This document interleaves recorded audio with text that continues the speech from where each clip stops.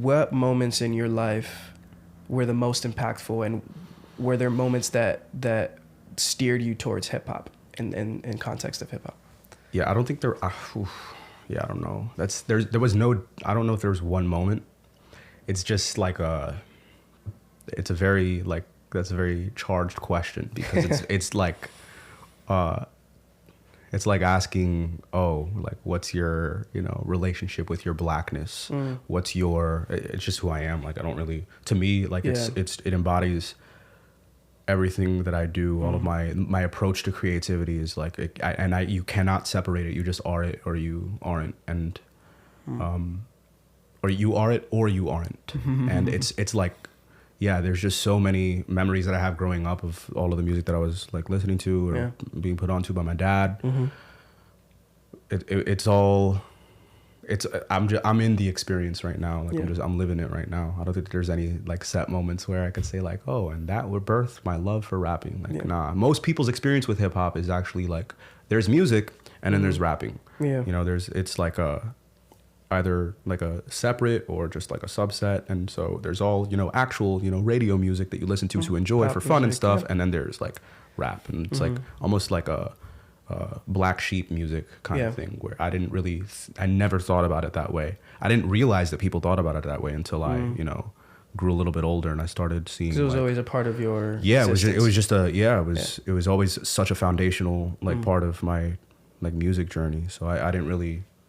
There was never a moment where I was like, oh, what's this? It just has always been part of who I am. Yeah. So I know that's not an actual answer. No, that's a good answer. That's a perfect answer. I mean, I think your relation to, the way you related it to your blackness and your relationship with that, I think is a really succinct way of putting it. And it makes it a little bit more understandable for people who might not understand what it's like to grow up with like something that's intrinsic to your identity, but also is on some kind of scale that's above you, because I think it's bigger than just me or exactly. But it's such a massive thing. It's such an impactful thing. But to you, it is like a part of you, right? It's just you. Exactly.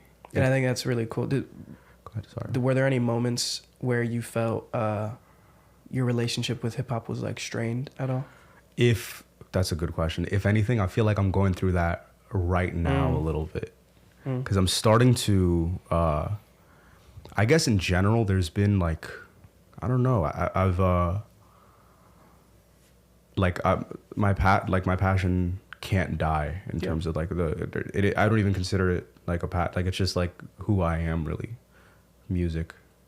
I do think that like right now, at least this is such a larger topic of conversation because I can start, just specifically with what you're talking about. Yeah. Moments where my relationship with hip hop is strained. Yes, like with the beginning of the Soundcloud era, when things got a lot more experimental and colorful, and then people started mumbling, and a lot of people didn't know what people were saying. What rappers were saying necessarily. Like there was a lot of friction around that, and people didn't, embrace incredible artists like Young Thug and the Playboy Cardis, came along like 2015, 2016. All of that, like part of hip hop is like resistance, or rather resistance is a part of hip hop, and making music that I guess is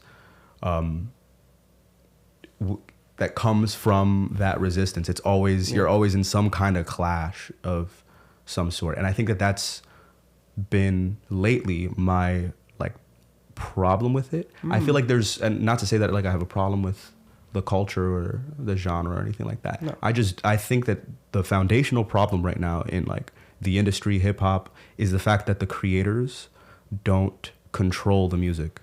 So there's only certain kinds of sounds and subject matters, songs with certain subject matters that are being like pushed to the masses. Of course. And I think that there's a lot, like people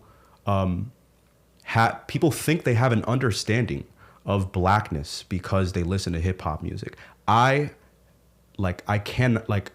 me, I don't know about other people's experience with this, but like it's so uncomfortable to me when I see some white Brooklyn gentrifier wearing like a Biggie shirt. You know what I mean? Like that's so weird to me. It's like, it's almost like Yeah, I don't know. It's just like, it's weird.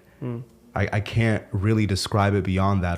There's so many, and there's so many examples of art becoming commerce over time. If you look at Basquiat, you think he would have approved him being on a fucking Uniqlo sweater? Probably not. Like there's so many examples of that happening.